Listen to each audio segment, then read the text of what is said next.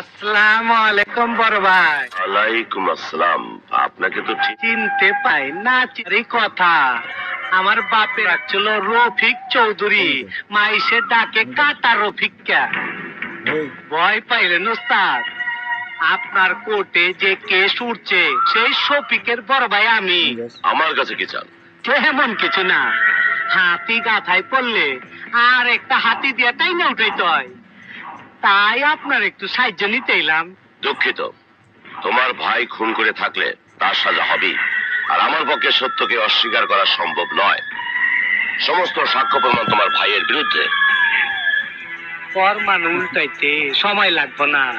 আর সত্য শুনবার চান তো শুনেন, খুনটা আমি করছি, আমার ভাই করে নাই। আমি তোমাকে পুলিশে দেব। আরে রাখেন, আইন কানুন আমরা কিছু জানি। আমার নামে কোনো ফরমান নাই,